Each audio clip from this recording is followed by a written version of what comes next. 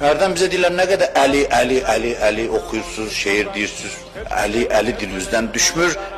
Sırf elə başa düşülür ki, bu emosiyadan qaynaqlanır. Bir emosional bir vəziyyət kimi qiymətləndirilir. Amma yox, bugün vaxt gəlib ki, insanlar ağılla bu nəticəyə gəlsin ki, Əli bu nəticəyə gəlsin. Əlinin fəziləti, üstünlüyü, lazımlılığı rasional yollarla, əqli dəlillərlə qəbul edilsin. Düşüncə və təfəkkürlə bu nəticəyə gəlsin. İmamət olmasa, vilayət olmasa, yaxşılıqlar yaxşılığında qalır, icrası mümkün olmur. Bir şey də icra olunmadısa, mənası nə onun haqqında danışmağın və vaxt itirməyin. Danış kef eləyək. Din bunun üçün deyil ki, gəlib yığışaq danışsın, biz də kef eləyək. Deyək, bu gün əla danışdı. Din bunun üçün deyil.